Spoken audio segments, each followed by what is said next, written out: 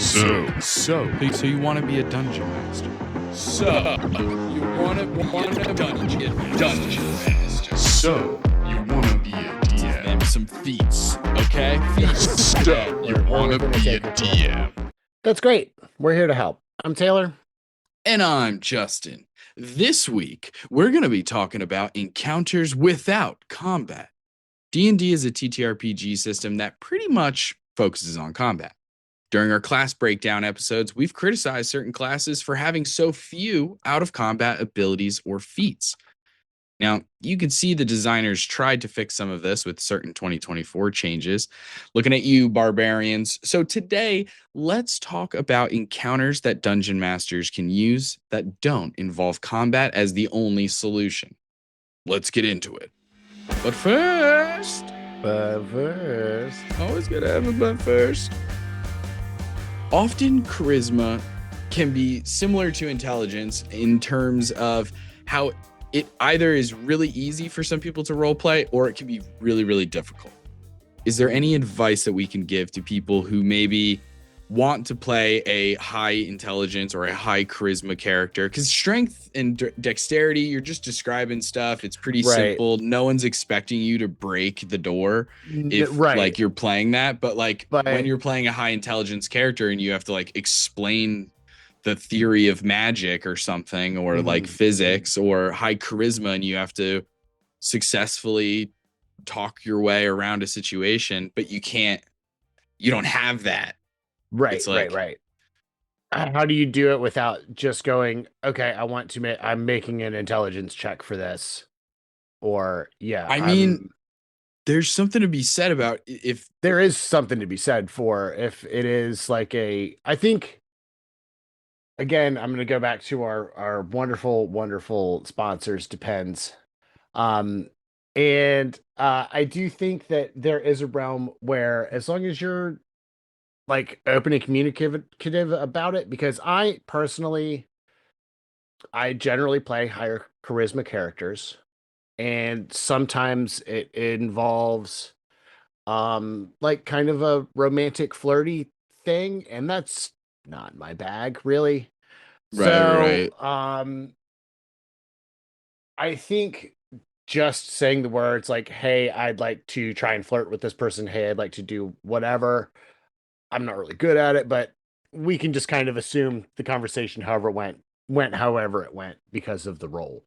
Yeah, absolutely. I think the discussion of intent is a very important conversation to have when you're trying to set up these kind of things, because sometimes, you could say you want to do something, and then or like a player will say they want to do something, and you as the dungeon master can kind of tee them off into it and kind of help them get into. Sometimes it's hard to just get the ball rolling. Yeah.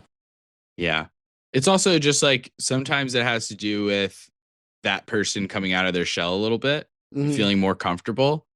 I mean, we all feel like jackasses the first time we're putting a voice on, pretending to be a full ass character named Gragnar, the Uncrushable or something, right? Like we all feel silly. That's a solid name. I'm writing it down. Gragnar the Uncrushable. I'm Gragnar the Uncrushable. I'm Gragnar. You can't crush me. Just try it. But at nighttime. Try it. At night? So like, yeah, I totally agree though. I think that there's obviously ways to get around it. There's ways to just kind of find the right group, take your time. Eventually you'll get more comfortable with things, I think, especially as you like start to learn more about the setting or about the like system that you're using. And then as you become more proficient with those things, you'll feel a little bit more comfortable speaking on them if in the terms of like intelligence. And then like for charisma characters, it can be definitely challenging. I mean, I know that there are times where I certainly feel uncomfortable being super talkative in a group setting like that, in the sense that not necessarily because I'm like embarrassed or shy or anything. It's more like I don't want to take up too much spotlight or be a hog in that regard. And so I have to be conscious of that. Um, but that also will then lead to me not talking sometimes for great swaths Mhm. of time because I'm like thinking about it too much almost. Right. Right. So it's an Yeah. interesting balance all around. I think that it just takes time.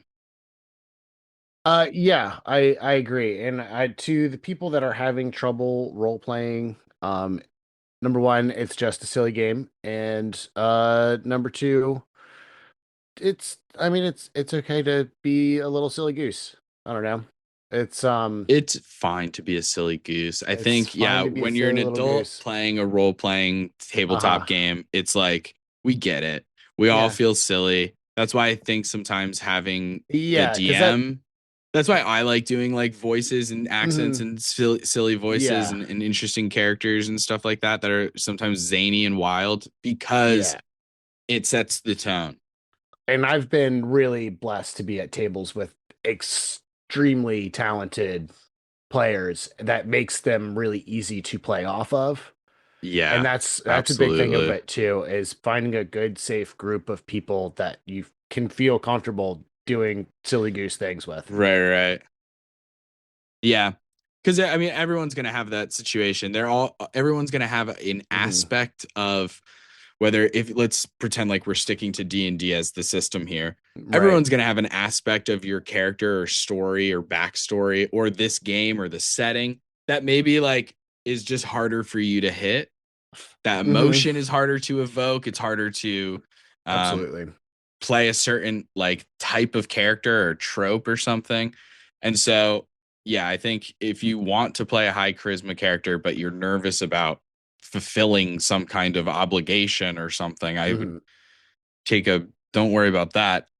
Just grow into it, kind of. It's Hmm. like you learn as you go, kind of thing. I think also with D&D, you know? Hmm. Yeah. Yeah. But without further ado, Let's get into this. I got to talk about the Patreon, Taylor. I'm sorry to Oh cut you wait, off before the meat of the dag episode. nabbit. I simply must. I But simply must second. talk about the Patreon. You know, we just came out with, or it's coming out probably by the time this episode actually airs, the College of Surf Bard. Oh If you yeah. like Jack Johnson, if you like 311 or Iration or Slightly Stupid or Pepper or Bob Marley or yeah, anything you're kind of listening to on the drive to the beach, this subclass of Bard is for you. Because Hmm. it's just good times, man. It's good vibes. It's a really fun design and everything. I'm really proud of it. So that's coming out later this month on the Patreon. And that's just one example of all the cool stuff that you get for just $2 a month. And then there's all the crazy stuff you get just for being a member of the Patreon gang for free. What? That's right. Check it out. Okay, let's get into the meat of the episode. Do it. Let's actually get into the meat of the smack of the dab. That Okay. We don't need to. we don't need That that. can't that can't be an obligation.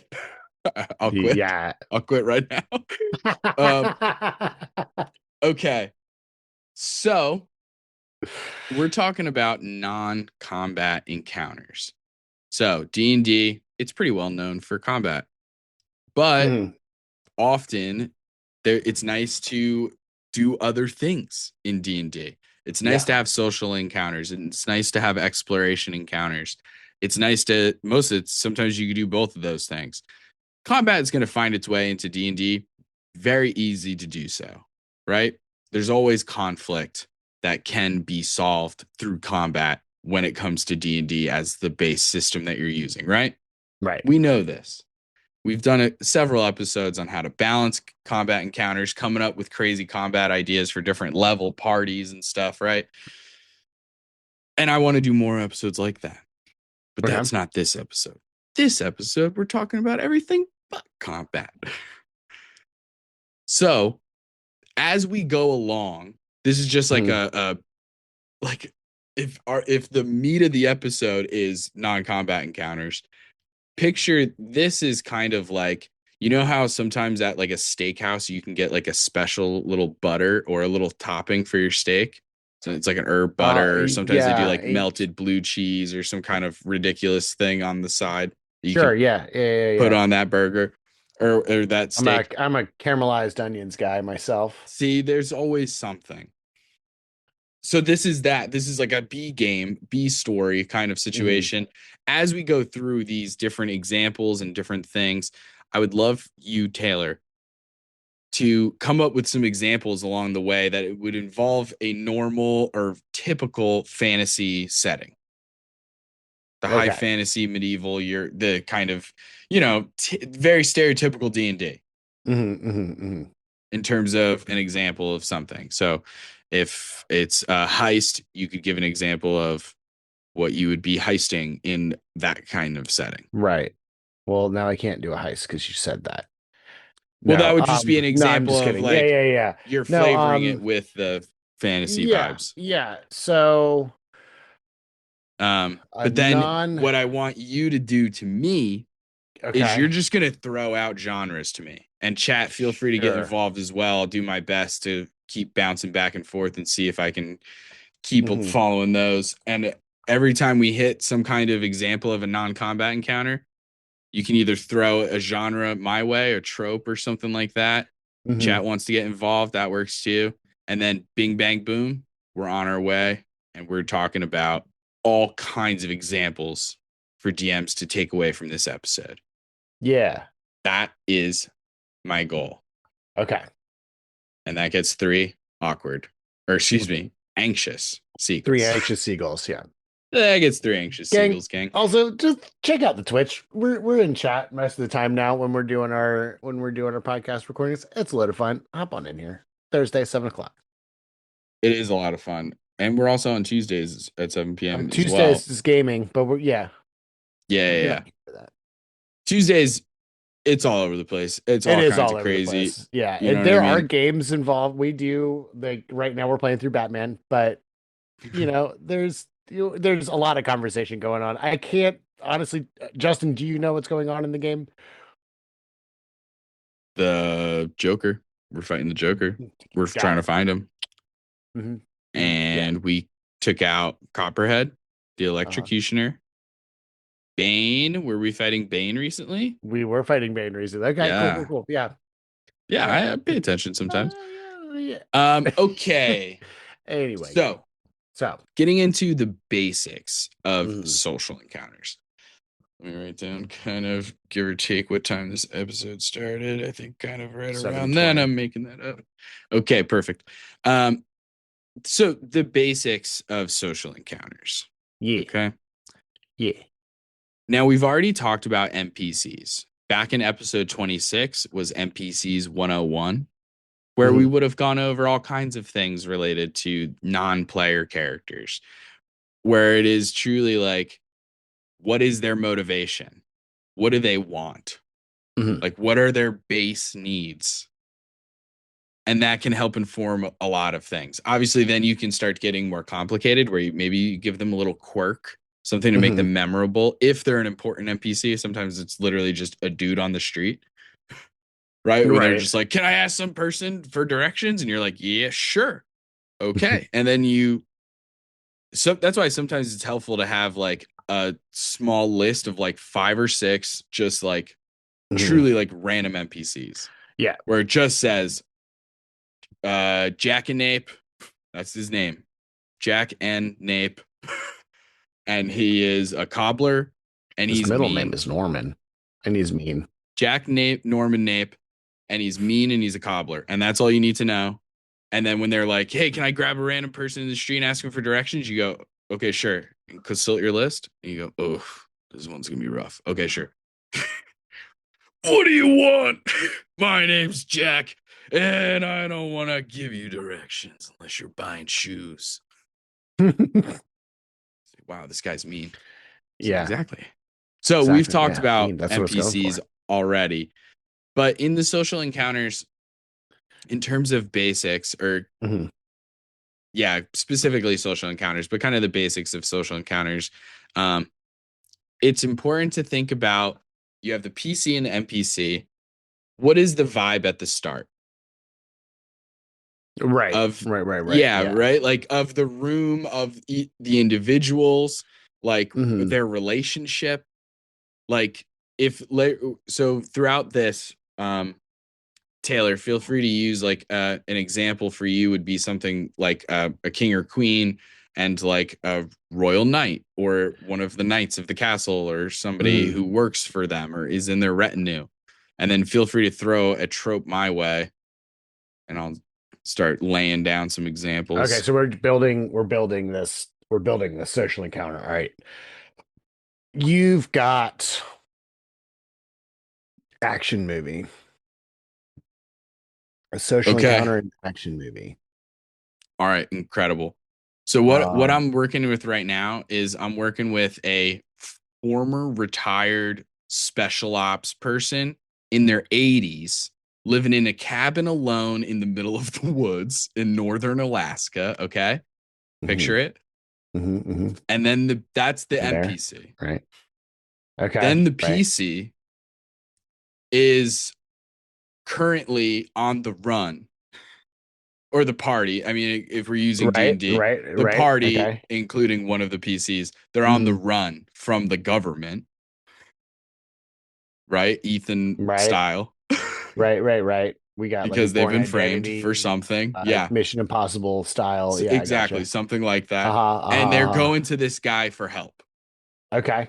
All right. And he's going He's to the be best there ever crotchety was. and yeah, he's He's just, oh, probably going to be damn it, I got out crotchety. of the game 40 years ago and I don't want to do this anymore. There's a reason I'm out in the Well, that's woods. the beauty of it, is that's what we're Right. trying to think of first. What is Okay. the vibe at the Right. beginning of the Right, conversation? right, So right. as these guys, so in my example Mm, of old crotchety retired special ops mhm, and the young pups who are on the run, mhm, when they meet, obviously on the one hand, the vibe is tense, urgent, we need your help, mhm, and we're on the run. So things are like kind of animated. mhm. We're pumped up. Yeah. Adrenaline is flowing. The other guy, he was in perfect peace. He's pissed off now. You've ruined my slumber. You've ruined Yeah. my hibernation, my peacefulness. I was retired. Too old for this shit. That's how I'm thinking we're Right. starting at. Now Hmm. that's going to Hmm. help me as the DM inform DCs what kinds of checks need to be made, what how this guy's already going to have his guard up because he's Hmm. pissed off because they've interrupted him. But now we can take it even a step further. Does this crotchety old guy know them? Why are they coming to him? Is this just a connection, a friend of a friend, where it's like, hey, I know that you know Sammy, but I don't know you. I met Sammy, but I've never met you. I don't care if you're Sammy's friend. You know, it could be one of Hmm. those, Hmm. or it could be like, oh my God, you're my former platoon member's grandson. Like that's Right. crazy. And then it's like, I owed him a life debt.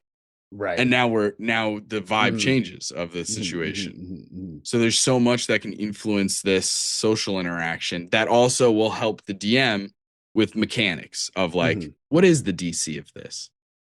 Whereas if they're coming in and it's like everything's happy go lucky and you ask them to make a persuasion check, the DC is probably a little lower. Mhm. Now give me a run through. I feel like I've done a lot so far to paint Sure. this beautiful picture of this Mhm, winter mhm. scene. Yeah. Hit me with the fantasy. Okay. So there's this adventurer, and he's like really old, and he's living Okay. up in the mountains in a cabin. Right. No. It's in a mountain in the cabins. Yeah. Sounds Yeah. Yeah. similar. Yeah.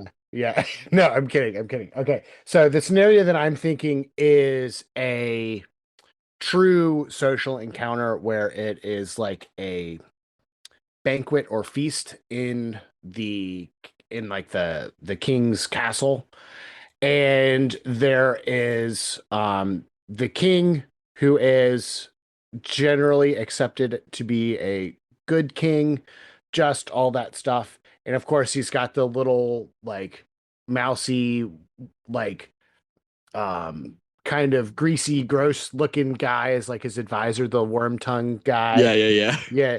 Yes, my lord. Sire. Yes. Sire. Yeah, that guy. That guy. That's a red herring. He's just weird and creepy. Um, Right. but there are tones of maybe an assassination plot, and you have Mm, to find out there's while distrust. yes, yes. So Mm, everybody's kind of there's the fake smiles of everybody and all this stuff, and a lot of subtext and a lot of the conversations in there. okay. Um, I'm thinking multiple NPCs. Like we're talking like the party is like I said, like it's like a thing, and then you could almost do, um, you could potentially kill the king, have the lights go out, and then they come back on, and then have a whodunit Whoa. would be fun. Oh, the guards show up right then, block the Right. whole entrance. Then it Uh-huh. becomes like, have you ever seen the movie Inside Man with Denzel Washington and Clive Owen? It's been a It's century, like a but bank robbery, right? yeah, yeah, Essentially, it's a yeah, bank yeah, yeah, robbery, yeah. but they do the thing of they dress all of the like hostages and Hmm. themselves exactly the same, and then they Hmm. all exit at the same time. So then when the Right. police are like, "Well, we have to interview everybody," they like can't tell who's who. They Hmm. can't tell who was actually a Yeah. victim and who was actually a perpetrator, and it's like genius, so funny. Hmm. Hmm. That movie is I do love a incredible, good. I but do love a good whodunit. I especially when watched. it's clever. I love Yeah. when it's clever. I liked. And then you got the Louvre where it's like, no, dude, middle of the day. Right. Middle of Yeah. the No. day. Let's just They check it just out. showed up with a truck. The absolute craziest thing. Can I ask, is there something weird going on with our Twitch right now where it's going up to like 100 people watching and then it dips back down to 30 and then Oh, back I up to haven't 100 and then back down honestly to 30? I don't seen know what's going on, um, but that seems crazy to me. the Twitch It's resting stats are at not. 55 right I've now. got 66 right now. Yeah, it's all good. It's It's bouncing crazy. all Hey, around the I'm good with place. it. So am I. It's fluctuating so much every time I Hey, check. It's like gang. 60 in the different direction. But okay, so that was incredible. So we have a potential assassination plot. There's lots of Mhm. paranoia maybe Yes. Yeah, yeah, afoot yeah. from the king potentially, or definitely from their staff maybe, and all these different things. Lots of red herrings, people pointing fingers. The party comes in. Are the party here potentially as like, oh, they could be the assassins, or are they here to find the assassins, I think that or both? I mean, I don't know. I think that the party is there to stop the assassins, but it's like one of those um they were invited as guests.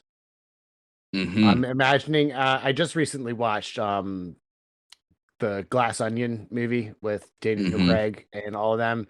And I like that kind of idea of getting Second in. Knives They Out. get invite. Yeah, yeah, yeah. They get invited to this place, and like as just kind of guests, and then there's this tension over everything that like Mm-hmm. every person has their own kind of motives, like regular motives for being there, and then it kind Yep, of yep, is yep. yeah, yeah, yeah, yeah. I love that. I love that. Okay. So we've already done so much just in this like Mhm. these two examples because we've already established what the vibe is at the start for both of them. We've established what the NPC is like. In your Mhm. case, the king, who's a little paranoid and has their own history with this stuff. Mine, the crotchety old retired, soldier Mhm. who has who's just finally actually like at peace, like happy, like enjoying solitude, and is just one of those people who are like trying to do that. Um, and then it's like the next question would be, what does the person, the NPC, want or need? What are their motivations? Mhm. So for mine, it's I obviously in that scenario, without having any connections to the PCs, Mhm. I have to dig a little deeper on this guy. What is his true motivation? Why would he help them if he's Mhm. going to help them? Like, you know, Mhm. does he need there to be an actual relationship there? Is it good enough that they are maybe in the same organization that he was? That kind Right. of, the whole like Semper Fi of it all, of Mhm. being like, oh, you were also like I just finished, I rewatched A Team with Nice. Hell yeah. with Bradley Cooper and Oh, I thought you yeah, meant no, you went the back and new watched like remake I one. went back No, and no, fit no, the remake all of the original movie. A team. Ba ba da ba ba Bum, ba. bum, bum. Da, da, Yeah. da, da. Yeah, no, I Da, da, watched da. the Yeah. remake movie one and it was Okay. awesome. Jessica Biel is in it, and God, she is beautiful.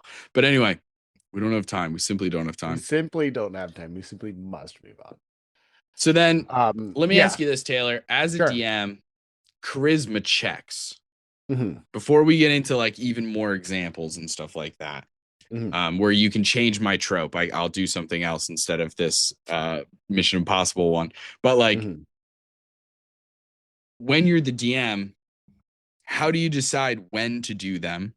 Because surely Okay. there are some times where you're like, they don't need to check. You don't need to do a charisma check every single time that you're trying to Right. persuade someone, or even when you're Right. trying Right. to Right. lie to them. Like, I've gotten into the habit these days of being like, sometimes when a player gives a fake name, I'll use a deception. I'll make them do a deception check. Hmm. But sometimes I don't because it like genuinely doesn't matter. And also, this is a random store keep Right. person. And like, it doesn't even matter if you gave them a fake name. They would Right. just be like, oh, okay, that's probably not your name. But also, what am I, your mom? I don't need your real name. Right. Right. Like, it's fine. We're not filling out taxes. Like, you're fine. So, charisma checks. Charisma checks. How do you Yes. know how often to do them, when to do them, why to do them? Um, in my experience, as far as the how many, Mm-hmm. I will generally do one per NPC unless they're trying to do something wild. Unless the party's trying to do something absolutely crazy, then then again, shout out to depends.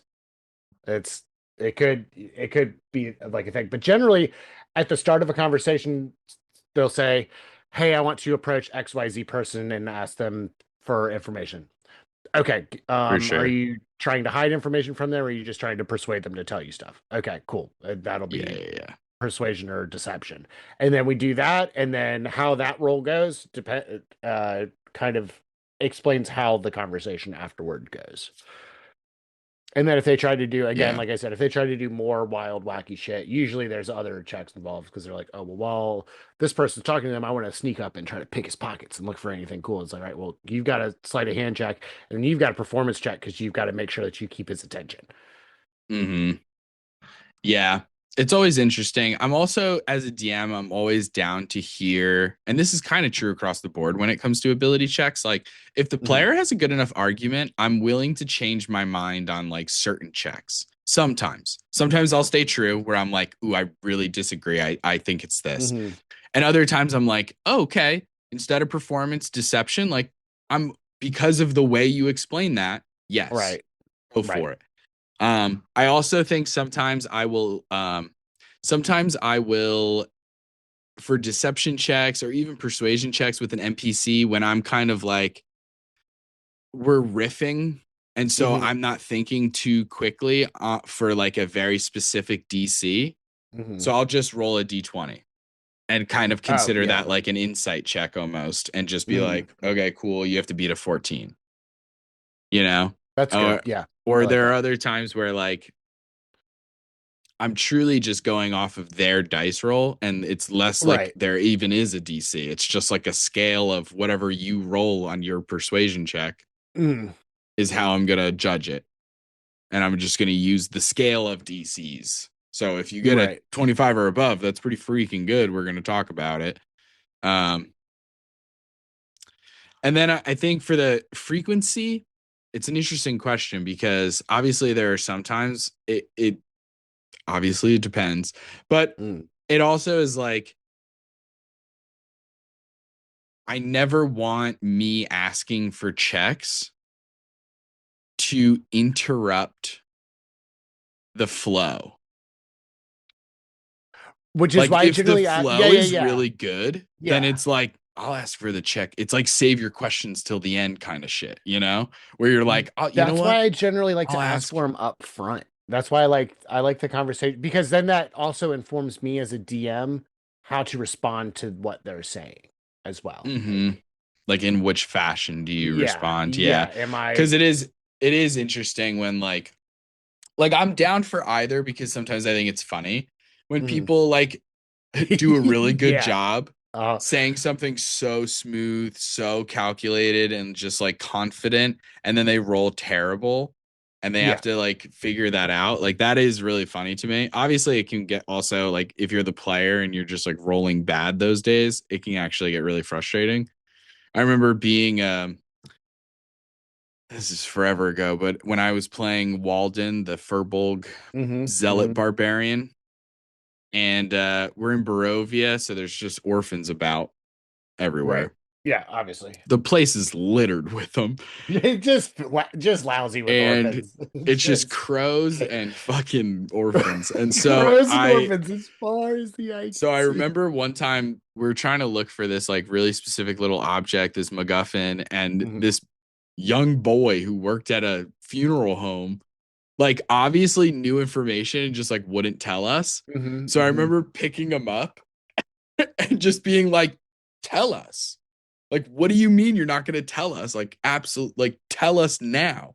Right. And I rolled an intimidation check and I rolled a 1. And I remember the DM ugh, like laughing at me.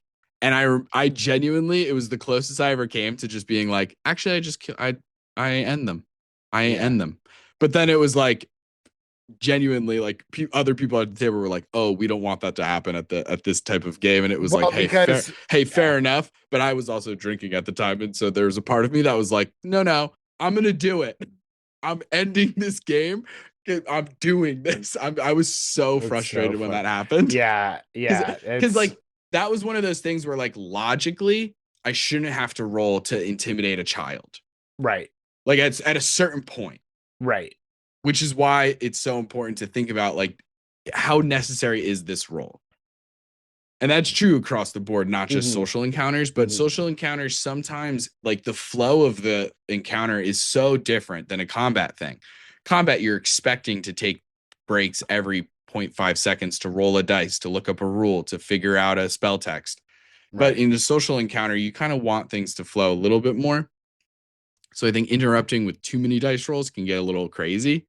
Hmm. You know, if somebody says 3 lies back to back to back, it's like, do you really need to do that many deception checks? Like at a certain Right. point, it's like, hey Right. man, Right. your NPC's just getting tricked on this one. It's fine. And yeah, he's just getting stunned It's on something every to line. think about.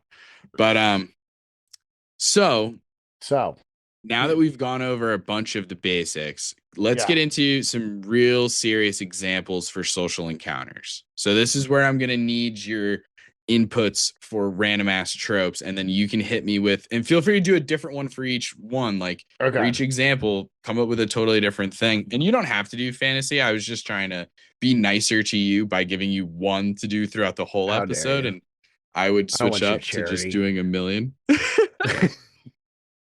Fine, fine. I'll remember that for future scripts. Game on. Bring it on. Come on. Okay. All right. So starting off social encounters specifically, we're Yeah. going to get into Mhm. exploration encounters, but social encounters, Mhm. one of the huge things that you can do with a social encounter as a DM when you're prepping these things, gathering information. Yeah, for sure. Sometimes the party has to gather information. How do they do that? Right? Now, there's exploration ways like research, Uh-huh. which we'll get into. But for now, we're talking about communication. Mhm. We're talking about asking questions, Yep. talking to NPCs about how much they know. Hmm. So, as a DM, before we even get into specific examples of how this can look in a game, Right. as a DM, let me ask you this, Taylor. When you're coming up, do you have, I know sometimes you use modules and sometimes you're more Hmm. homebrewy, but Hmm. like, do you have, obviously, you have some NPCs that are like, quote unquote, important NPCs, where Hmm. it's like the players are more than likely going to run into this guy. Yeah. Yeah. Yeah. Yeah. Do you have, or do you ever put like a bullet point list of like, here's the information that this guy is aware of? Or do you kind of figure that out on the fly a little bit more? I generally figure it out on the flight. So I kind of break down as far as information giving to the party. There's stages of the adventure that I want them to have certain amounts of information. So if they're in the first stage, I have a list of things that I want them to know. And depending on who they talk to, I'll give these 3 tidbits to this person. I'll give this couple of tidbits to this person, and it all kind of gets spread around. That way, if they wind up not talking to one of the NPCs that has information, I can still give it to them. You Okay. know what I'm Interesting. saying? Cool, cool, So cool. I Yeah. like it's not so much by the NPC, it's by the area. Like they're in the very beginning of the adventure. I don't want them to have a whole lot of information about the big bad just yet.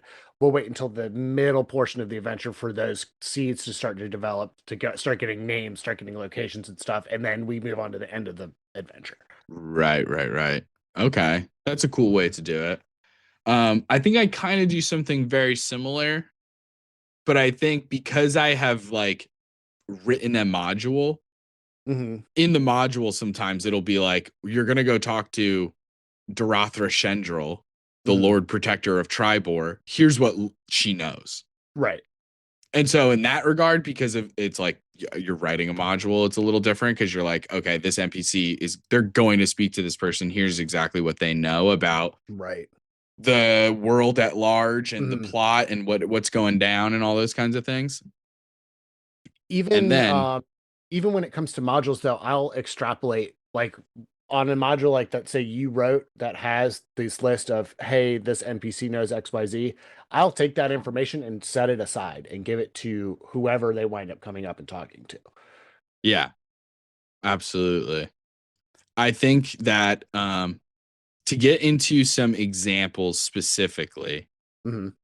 now Dale in the chat has given me love the looks evil but really good trope. That was in reference to the sniveling Of course, dude. of course. But I am gonna run with that since Okay. uh I've been thinking about it a little bit. In the context of a social encounter where you need to get some information, Mm-hmm.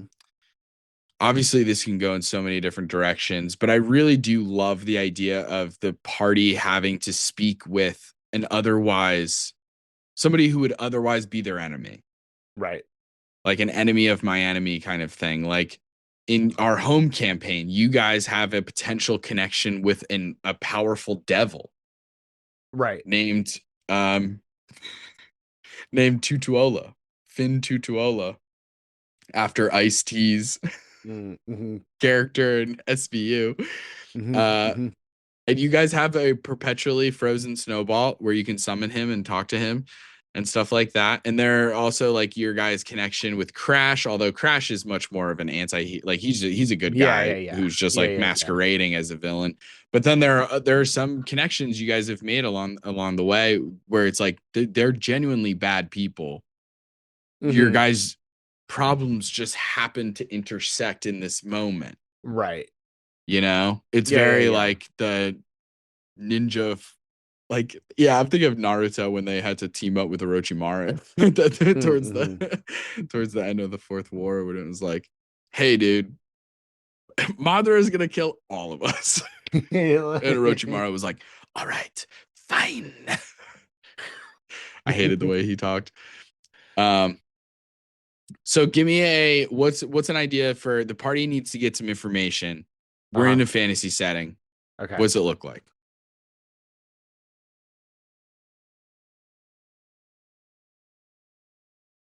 My first initial brain knee-jerk reaction, town crier. They don't even have to ask him. He just There yells you it go. in the street. That Um, absolutely works. but I more Because they're only hey, that's clickbait. That's that is, medieval yeah. clickbait. That is So it's still that really interesting is. because It's they're gonna just need shouting more the hell. information, Uh-huh. Uh-huh. right? They're only getting the Right. bits and pieces. Uh-huh. You're right. I actually did this in both our home game and I redid it recently in another Mhm. game where I'm playing through the same campaign, where a small boy comes through the streets and is just like, extra, extra, read all about it. Neftikos, treason. He's gonna be hanged. And of course, the players had just spoken to that guy. So Uh-huh. it's like, what the hell are you How did talking they about? already write a newspaper about it? They every time the players will go get that newspaper Mhm. because they're Yeah, like, we no, got to it's a good learn one. more. It's a good one. N- But as far as actual like social encounters, I think a good old fashioned conversation with the tavern keep is a mm, good one for just kind of like doing that the down low. Here's what's going on in yeah, town yeah, kind of yeah. situation. I mean Absolutely. that's one of those trips it's really easy to lean in on. Plus, um, bartenders, every bartender that I've met has been an absolute character, and so you can get away with a lot. You can get away with a Yeah, I feel lot. like you have to be to work in that, depending You on do. where you are, I You do. guess, and like Hey, the hey, specific bar be and nice to your stuff. But bartenders. They put up with a bunch of shit. oh yeah, you got to tip them and be nice. Be nice. And that doesn't mean that every single bartender No, isn't but like definitely give them the every benefit of once the in a doubt. while you meet one that you're like, okay, why is Right. this guy being so mean? But moving on, another social encounter, espionage, Mm-hmm. right? Mm-hmm. Like, yes, it Mm-hmm. involves some Love that. exploration, of course, but it's a Mhm. really interesting out of combat way. You're not in combat. Presumably, you want to stay out of combat, And it's a really common right? trope. I mean, it's in like every goddamn movie. Not every There's a movie, but sneaky it's scene in probably yeah. everything. I mean, my Espionage takes first it to the brain, level of like, oh, this is your fucking career and you're doing it all the time. yeah, but But my yeah, you my can. brain immediately went to Star Wars and infiltrating the Death Star with Chewbacca as the prisoner, and they're dressed Oh up as yeah, stormtroopers. Like yeah. that's espionage. When they break That. out Princess Leia, Yeah, exactly. yeah, absolutely it is. Um, there's a lot of scenes like that in Star Wars, actually, specifically, right? Like Yeah, there's they do it a so bunch. many. They do it a bunch. Luke goes to Jabba the Hutt's Uh-huh. dressed as a totally random dude to get Uh, Solo back. and then he kills his There's pet. oh man, That brutal. poor Rancor. That Rancor, I mean, that's, Mm. sometimes collateral damage, Anyway, Did you turn I into a think that's mob another really boss? fun one. I don't know, man. I'm all over the place tonight. I'm delirious at this point. Hear ye, hear ye. Okay, I need another trope. Please hit me with Um, another genre and or trope. Doesn't need to be a let's trope, let's like a go with genre of some kind. sci-fi. Sci-fi espionage we've already covered, I think. So what I'm Oh going to yeah, do I is moving literally on just to the did. next We one. No, literally you're just good did. though. I'm gonna do Western then. No, Western. Espionage for Western. Yeah. Ooh, I like that a lot. I think maybe something with the train robbery where you're trying to prep for the train robbery. Okay. Like all of the legwork before the train robbery. Right. Like You're getting the checking the tracks, you're checking the steam engine. You want to know the uh compartments. You want to know who is on the manifest, who bought a ticket for that specific coach ride, like every detail mhm, down to the wire. Um, how much weight is going to be on. Like I imagine the team like going really above and beyond for this particular thing. Maybe the prize is that important where it's like this So isn't one where where we would just like ride up to a train and hope that they have right. pearls on their necklaces. Like no, no, no. This is a prepped one because we know that the US Mint is bringing you know what I mean? Like the Yeah. engraving things, bringing it back to It's the the A-Team payroll movie. protected by the Engraving. Pinkertons. Yeah. It's something like that. Yeah. Yeah. So that would be my Western one for sure. Okay. Where would this information be? For Like, how would this espionage. be an espionage thing? Like, what would they be I'm just doing thinking they can't get as far caught. Like as they have to like fair? either Okay. do undercover kind of stuff where they're wearing disguises or they're using fake names or whatever to Mhm. get this information of like who's going to be on this train, learning Right. about the ins and outs of the thing. Like if you're gonna rob a bank and you need to show up to that bank to scope it out, that's risky. So Yeah. and I mean they have security cameras, but in this case it Mhm. would just be like people watching. So then it's Mhm. like, hey, didn't we see this guy come in before? I just like, yeah. So the I espionage would gotcha. be less like you're literally a spy and more Mm-hmm. like sneaky sneak so that you can I do the gotcha. Yep. heist. I gotcha. I'm with it. Um, what about, do you got anything for fantasy? For espionage? Yeah. Totally. Got something right here coming right up. Um, No, I I actually can't wait. did. So I'm thinking of like sneaking into like a bandit camp or something along those lines. Honestly, this could go for a Western as well, but like one of the important part, like the NPCs that's important to the party is captured, and they're in the middle of this camp, and they're gonna have and they have you have to sneak in, and there's too many people, like it's like 100 people or something like that in this camp, so you can't risk starting a fight. So Yeah, yeah, yeah. you have to like put on disguises, start you got to talk to a couple of people and kind of schmooze your way over to where the thing is, make sure that I there's like a that. distraction going on. Yeah, yeah, yeah, yeah. I like that. That one's cool. Okay, sick. Well, other social encounters, um, we have status differences. Like the Okay. just the difference of it's something to consider is thinking of the difference. This goes back to like motivations and like Hmm. what is important to these NPCs and these characters and stuff. But like status differences, like obviously it's a little bit different if the party is talking to royalty, a king, a Hmm. queen, a duke, whatever, versus talking to a farmer or another fellow adventurer. Right. The from the get-go, the vibes could potentially be different. Now, obviously, some of that depends on your setting and everything included into that. Hmm. But go ahead and throw, or I'll do the sci-fi one for this particularly. And I'll say for sci-fi with a status difference, I mean, obviously you have in Star Wars, you have like the military, there's like ranks in the Right. military, so there's differences with status there. The Hmm. same is true for the dark side. They have the emperor and everything like that. Jedi's have their own ranking of like, oh, Master Yoda, oh my goodness. So like you have all different kinds of examples in a sci-fi setting Yeah. already, even though Star Wars is a little bit more fantasy, I've heard, but It really is. It's just space wizards. even if you use Star Trek though, they still have rankings and stuff. It's still Yeah, yeah, yeah, definitely. Captain No, you're right. Picard, like You're right. so like you could You're not still wrong. do it Yeah, in yeah, so yeah. many different I mean, ways, that's or like any if you put military aspect on pretty much anything, you get that built or into it. even just like any kind of uh governmental system where you have Yeah. leadership positions or anything like that, even if you Hmm. have like a commune, if you're the speaker for that commune or something, you're like, oh no, we all speak as one. Well, it's like, well, then I'm not gonna be able to understand you if you all talk at the same time. So one of Right. you has to just talk for Me, me, everybody. me, So me. representative or something. Talk. Together, together. It is an interesting idea. Yeah. If that is actually a really fun idea for you show up to like a planet and they all speak. It's like a hive mind. That would be Uh-huh. nuts. That'd be so cool. Anyway, but so that could be another way of doing that kind of status difference and stuff. Hmm. And then the next one, just to move us along a little bit, because we still have so much to cover, creating bonds, allies, or future aid. How do you measure Oh yeah. camaraderie? Hmm. Hmm. So this is an That's interesting thing to discuss, less about making examples for this, because obviously you kind of just do this along the way and it's going to happen in every genre. You're just making friends, hmm. you're making allies. Hmm.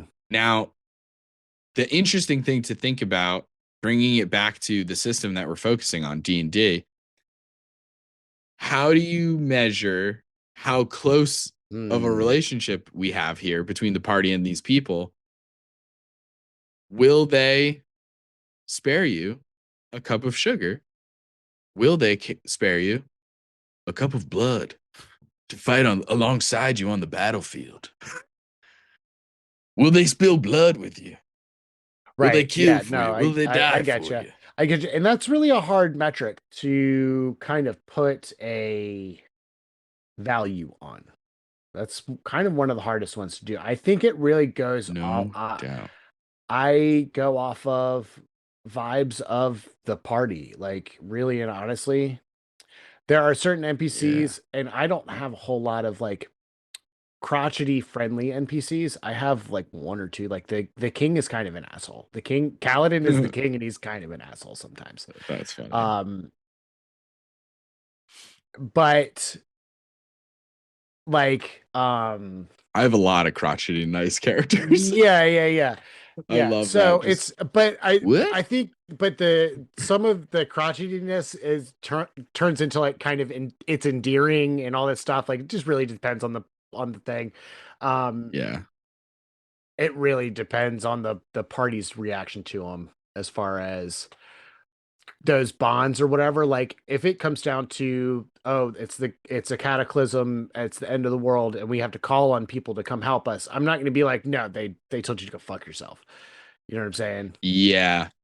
Yeah, it's interesting. It really depends on like you have to think about their own motivations and stuff like that. Like it's always Hmm. been a challenging thing in our home game because one of the PC's dads runs an entire city.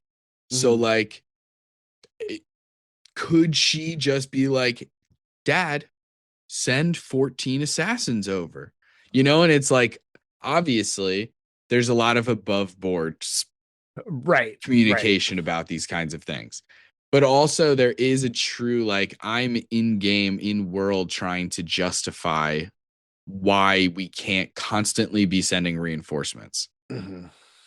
Why can't you as adventurers have you guys are already connected before the fall of Waterdeep. Woof. Uh Jeez. you guys were close with the current general. You're close with the open lord, the leader of Hmm. Waterdeep. Who's to say that you guys can't have like 20 soldiers just follow you guys at all times? I think your Who's to character had say, explicitly Justin? asked for that.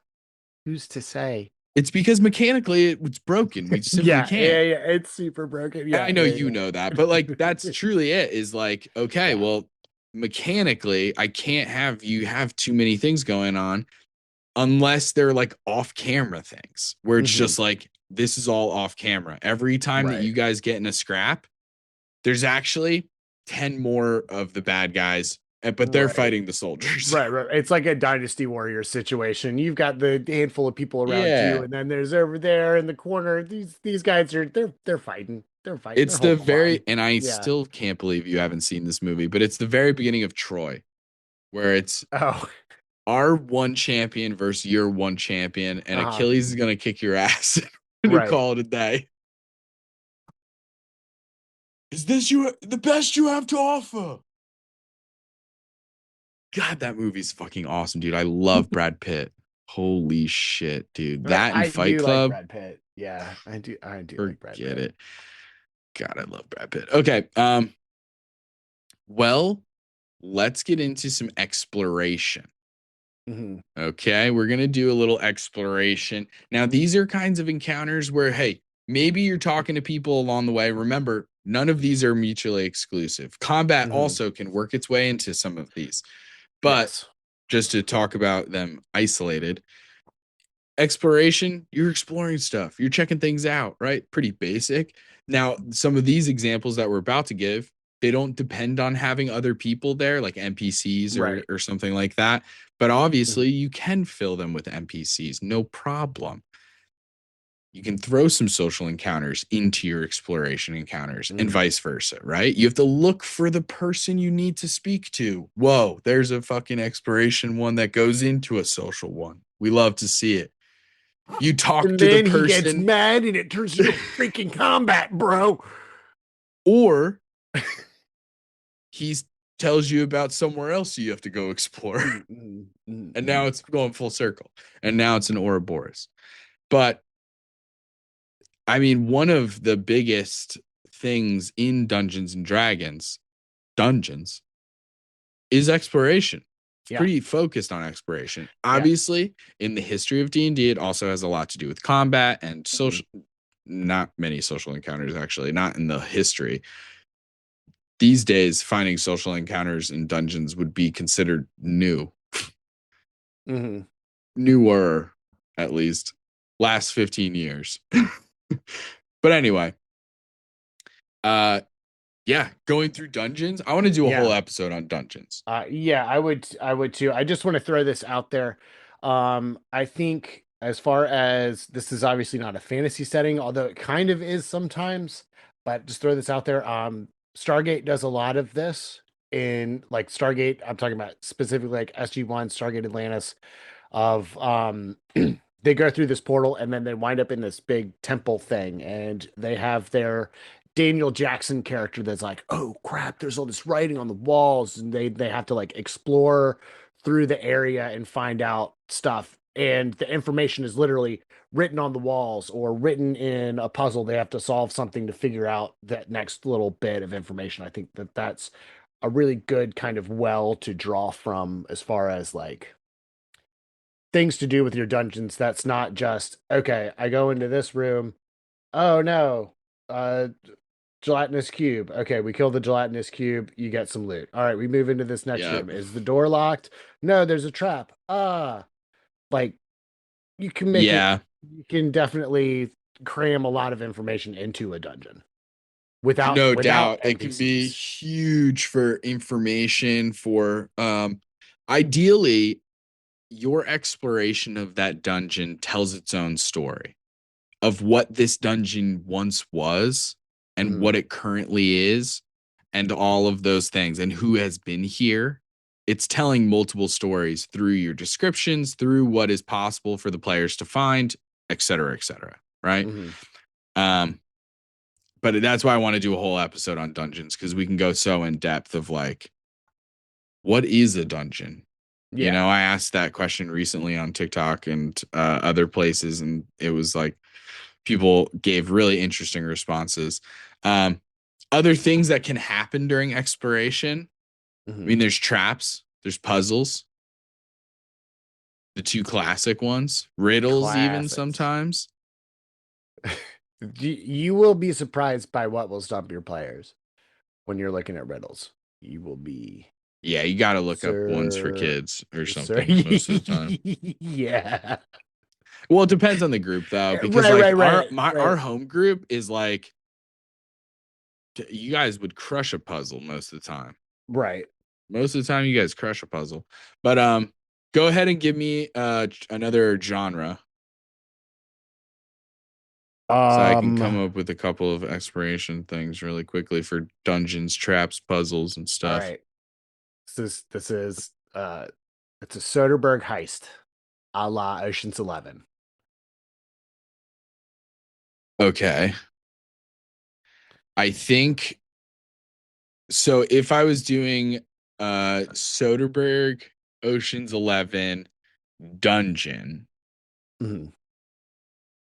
I think there's a part of me that would intentionally try and put traps or some kind of situation in the dungeon to split the party, where it would force a party split. Right. Because That how way else are you gonna get we those have a cool camera reason to cuts? put into multiple cameras. Uh-huh. Uh-huh.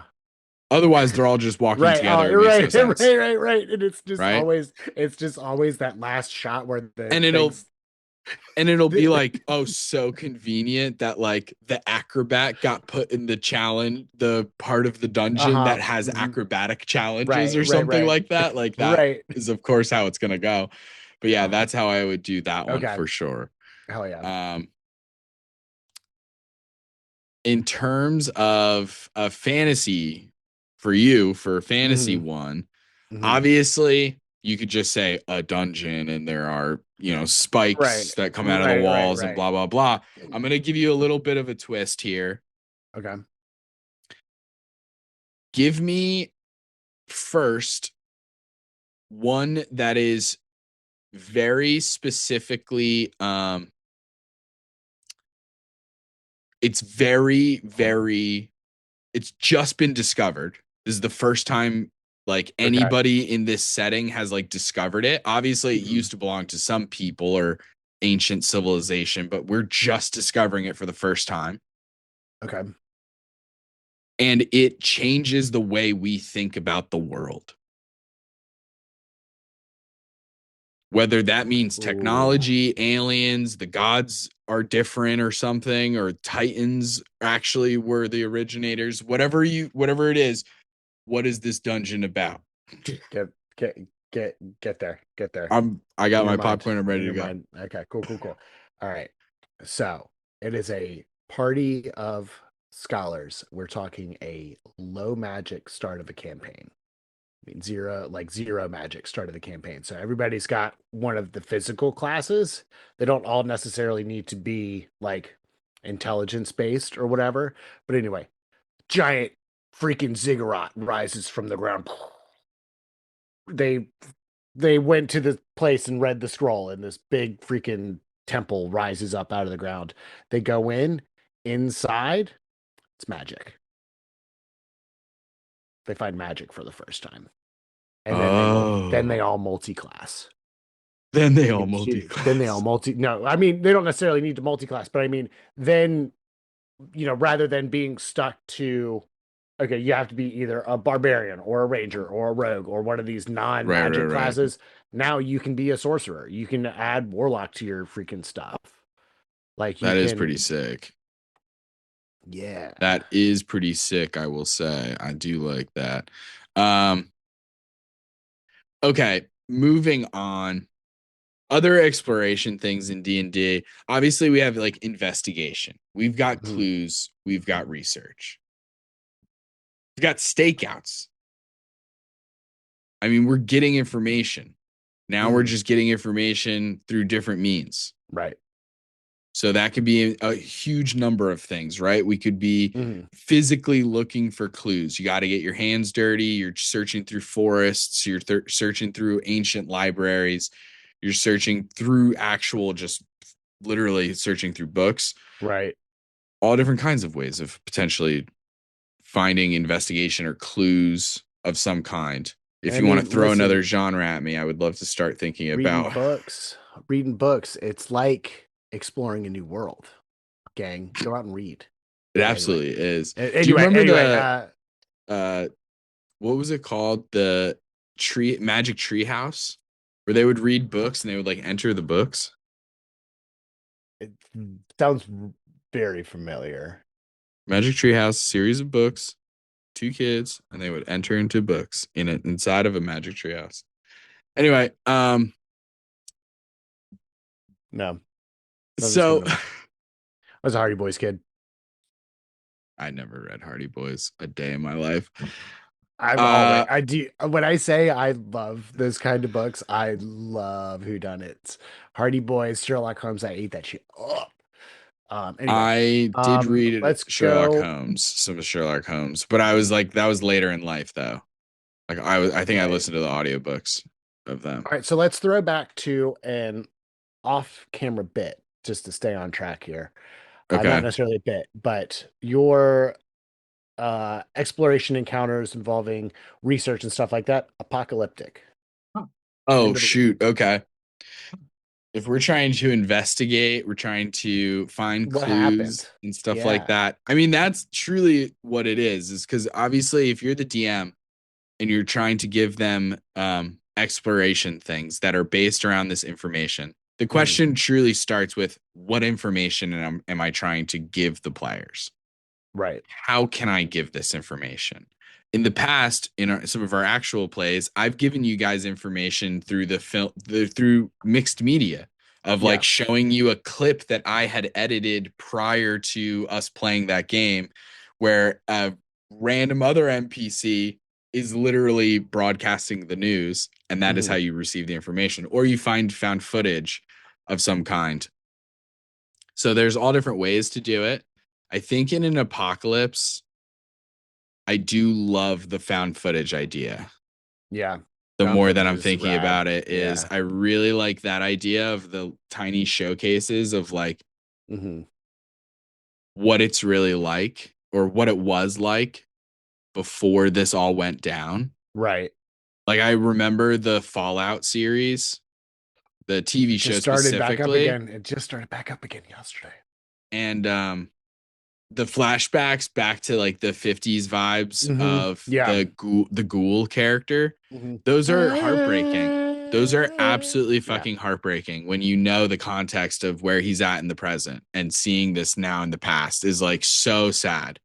um Yeah. Yeah. Yeah. Yeah. and all of those things is just like really really intense, and so I think that's definitely how I would do it. Is that's one way at least of showing some It's found clues and footage. some Yeah. Found footage is interesting a really information. powerful freaking tool. Yeah. I also think would do like having them go to like maybe the like Like the I'm trying to think siege of it. Well, headquarters or because we whatever. also have to Depends figure out on like what type of apocalypse we're dealing with. I know that's what I'm thinking Right. is like maybe you could go to the nuclear fallout. Right. Like let's go to Chernobyl and see what we can Mhm. find. Maybe there's maybe the way to get some of this information is through the internet and it's like all digital and it's correspondence between the scientists and the government talking and hiding this thing and covering it Mhm. up and da da da. You Yeah. know, I there's a mean, the million different Fallout ways to do games it. even do that kind of like a found footage type thing. Like, because like you'll come across computers that have been up and running since the fall. Because everything's run off of nuclear fission is the big thing of like the Fallout franchise or whatever.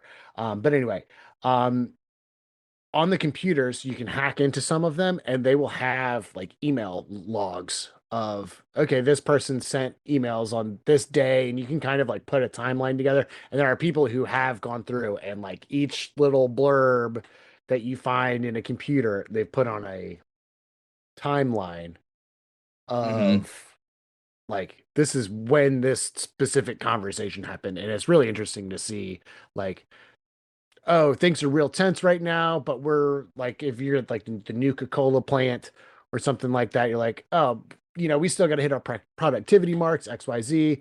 Boss says things are about to go down, but the deadlines are still coming or something like that. Like, Yeah, yeah, yeah. It truly does depend on so many things of the setting mhm, in terms of how you're going to display some information, especially in an apocalyptic thing where because like what is the technology level when it all went down because right. you could go way more futuristic like almost Blade Runner level Mhm. of stuff or like Cyberpunk 2077 Where you where like like literally live their memories. where you can literally upload their memories and see them firsthand Mhm. or is it like you're just finding papers, Right. Right. and like photographs and stuff like that. Um, like old album recordings or Look like at this weird crap. radio waves or something, Mhm. like all different kinds of ways of doing it. So yeah, I think that could be really, really interesting. Um, wow, I like that a lot. Okay. Mhm. And then we have obviously there's heists, there's stakeouts. These are all just other ways that players are moving through spaces, gathering either information or objects or Mhm. something, right? They're getting something, whether Mhm. it's tangible physical items or just, you know, Mhm. information. Yeah. Then uh without the use of combat. So you're either Right. doing Yeah. that Yeah. Yeah. socially or through exploratory means, you know? Mhm. And then sometimes it's like the same way that you can have a random encounter and it be combat based, where it's Mhm. like I will never not use this example. 2d4 wolves. Yeah. Right. You can also have random encounters that offer something cool in the sense of sometimes it's just world building and sometimes Mhm. it's more important to the Yeah. character or to the plot. But it doesn't have to always be. It can just be important to the world. It's important to the context, to nuance, to show some other side of the setting or something, right? Mhm. Like uh using the apocalyptic example or genre rather. Let's say the party finds a bird and they're like, "What the fuck?"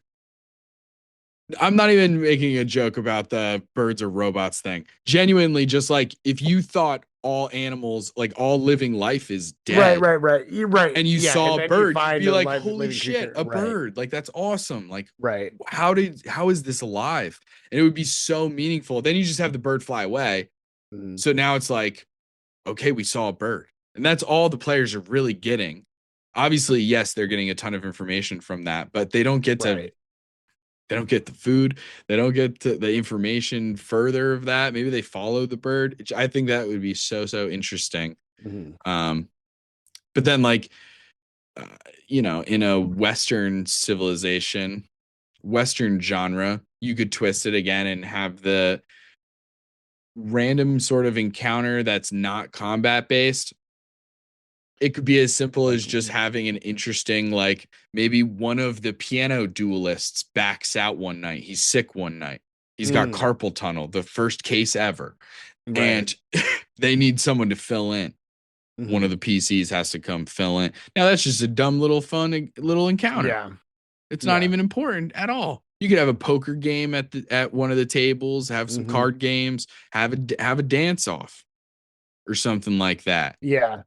As far as like random things like social encounters or whatever, especially in that, well, not especially, but in that Western setting, the one that came up into my mind is just coming across a trapper in the woods, Oh yeah. somebody who just a random person who's also out milling about in the woods doing his own thing. Yeah. Absolutely. If we bring it back to sci-fi, Mhm. you just meet a cool alien. You find a Yeah. space station to rest at. Mhm. There's just like random people there or something like that. Or it's empty. Or it's empty, it's been abandoned. Whole nother situation to Yeah. explore. Why did it get abandoned? Does it Yeah. matter why it got abandoned? Mhm. Do we have the time to really focus on why this fucking space station is abandoned, or should we just go do the mission? Right. What if it is connected? What if there's Maybe it something is, cool but there? also this is space, baby. So many Right. things could be happening. Maybe this is Right. connected, but like how pompous of us to think that everything is connected to our little story. It's like that's how sci-fi makes me think sometimes, is Mhm. like the idea that every fucking planet has to do with my thing is like so fucking Right, right, right, conceited. right. So it's like I just think it's there's a value to getting used to these types of things, because I think coming up with combat encounters and where to insert combat encounters is, I think, easy. I think coming up with the rest of it can be really challenging sometimes. Mhm. Um, but then vice versa, it's also true, because sometimes, like when I'm thinking about combat encounters and how to insert them, sometimes because I'll go like 2 sessions no combat, and it's like, well, you guys are in the middle of a city. Where's this combat coming from? Why are they only attacking you? If you're in the middle of a city, presumably, right? Like you're Mhm. adventurers. You guys wear armor and have weapons. Why are Mhm. they attacking you? If it's just random bandits, why are they attacking you? So then I need to think about, so then it just, sometimes it is challenging depending on where you are in the story to just have a combat just pop off. Like you have to Right. kind of really think outside the box or start using random encounters where you're just like, I guess 2D4 wolves show up in the middle of the street, I guess. I don't I know. guess. I guess These are street 2D4 wolves and they're showing up. These are gutter wolves. street sharks. Dude, I love Street Sharks. I loved any show as a kid that had to Mhm. do with animals. I told Yeah. you, when I came to being a little kid with like NFL teams or any sports team, didn't matter. It didn't matter if it was Mhm. NFL or NHL or whatever. Animal mascot, I'm in. I'm a fan. And then there were other teams where I was like, the Giants. What are they? Giant animals? Oh, humans? No, fuck them. Weird. What? Weird. Gross. Weird. Um, Gross. Giant ew, people. Ew. ew, Ew. gross. Thanks. The New York Jets? No, thanks. Kids try to prove their teachers are classic monsters. Vampires don't wear polka dots. Gargoyles don't drive school buses. That's really funny. Um, so now I want to get into the next part, which is sometimes you have a combat encounter, and I just want to provide some ways to resolve combat encounters that don't Mhm. involve combat, if that makes sense. Non-combat solutions to combat encounters, Mhm. right? Because obviously Run. you could just end the fight. You could Right. just fight till the Uh-huh. end. Fight until Mhm. one side has 0 hit points, and then that's it, right? That's obviously what happens most of the time. Mhm. But also, there's running, Mhm. fleeing, escaping. That leads us into a whole discussion about chase scenes, about the skill challenges that you could in Right. theory do. You could figure out what does it take to escape this kind of fight. As a DM, you can sort of prep for that sort of thing if you know you're coming in with monsters who would run.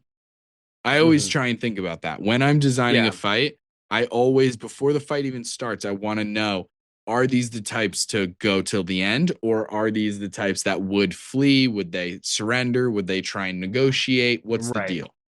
That way I know but well beforehand. Because sometimes it does feel very inauthentic to be like, they're just going to keep swinging until they die.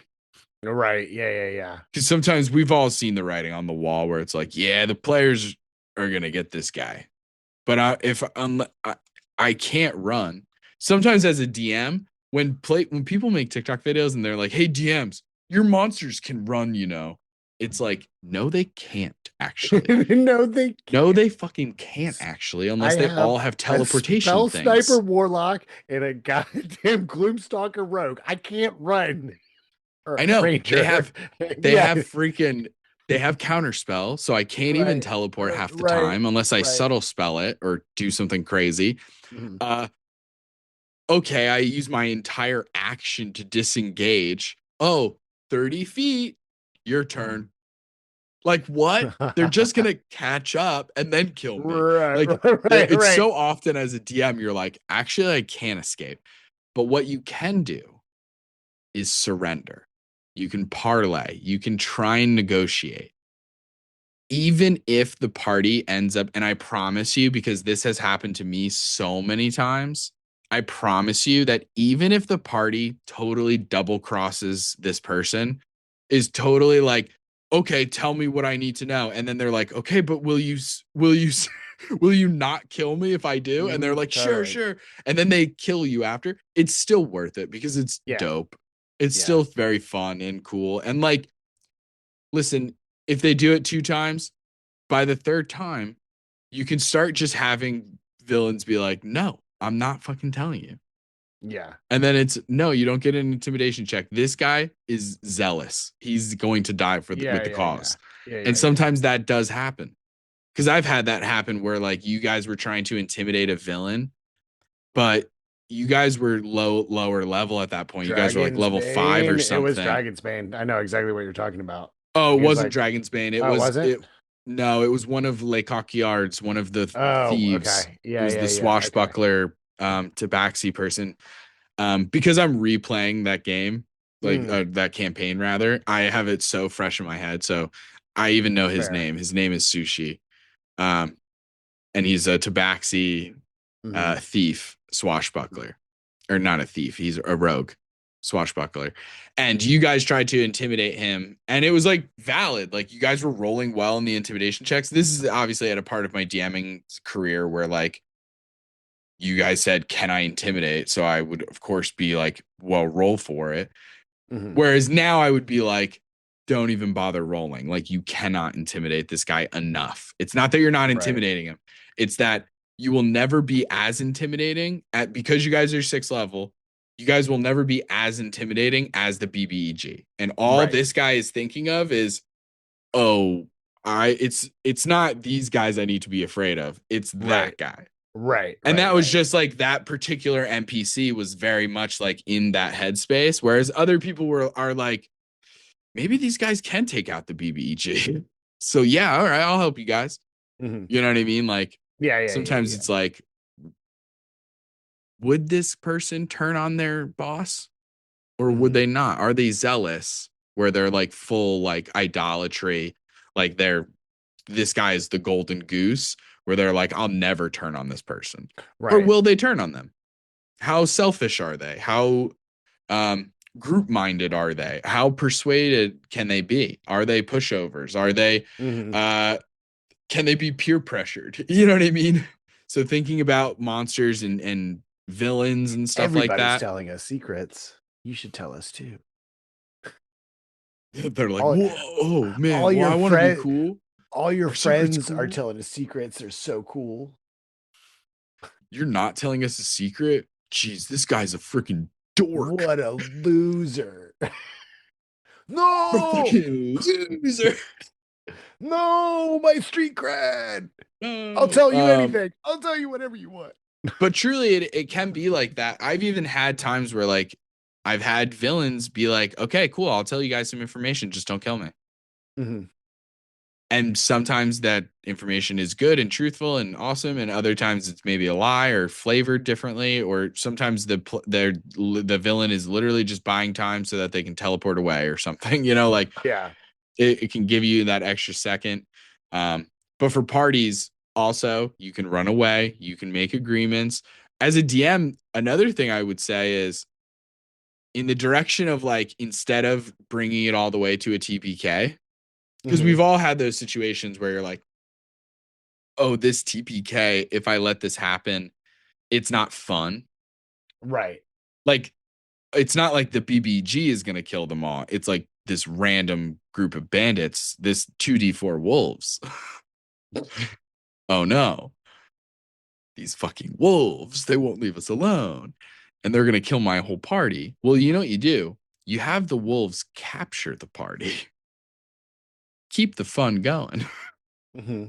The wolves bring the party to their hideout. Turns out the wolves have a whole ass hideout. They're sentient wolves. Yeah. Okay. Yeah. I'm on board. I'm already The on board. wolves work for a vampire wizard. This has gotten off the rails. What do you mean? What do you mean, dude? What is Dracula if not a wizard? Kind of. Think about it like this. He has wolf minions that he has experimented on. So I'm combining what I'm doing. Taylor, it's so obvious. What I'm doing here is I'm combining Dracula and Dr. Frankenstein into one Sure. person. Yeah. So Naturally. he's doing experiments on the wolves because for some reason vampires in D&D can summon wolves. They also can summon bats, but they can also summon wolves. Yep. Children of the night. And so these wolves are now sentient. They're awakened, essentially, for D&D, to put it in D&D terms. Right. Okay. They're awakened wolves. So they have been following the party. They catch the party. Instead of killing them outright, they capture them. Mm-hmm. Imagine a pack of wolves. You wake up in the middle of the night. What's going on? And you see all of your friends in handcuffs surrounded by wolves. Do the wolves carry the handcuffs on them? One big wolf looks at you and goes, I don't need thumbs. I'll put you in cuffs. Prove me wrong. Prove me wrong. And just keeps saying that. He goes, we're all alphas. We're all alphas. A lot of and they this keep getting here. closer and closer. We're all alphas, they say in unison. We're all alphas. Joe Rogan. Just gets worse and worse. You're like, oh my God, truly. And then you wake up for real. That all was a nightmare. A single wolf at the foot of your bed staring over. That's all we can get into this time. No, wait. Big Milk, gang. No. You can We're find us on sponsored. TikTok and Instagram at So You Want to Be a DM, or you can ask us a question at So You Want to Be a DM Big at Milk. gmail.com. If you like the episode, don't forget to give us 5 stars and a review wherever you found us, and check out our Patreon, the Twitch, and our merch with the link in the description. Join us next time for more Dungeon Master tips and tricks. Bye. See ya! Hey gang, it's Justin. I have the honor of giving a shout out to the members of our Patreon gang. Nut Muffins, may Palor's light shine upon you. Marsavies, have you watered your flesh prison lately? Yazvi, the eternal library where color and community await you. Molly Adeza, who gets yet another level up. And there's Elijah, Tappy, and Linguini. Gang, we appreciate and love you. Tune in next time for more tips and tricks from So You Want to Be a DM.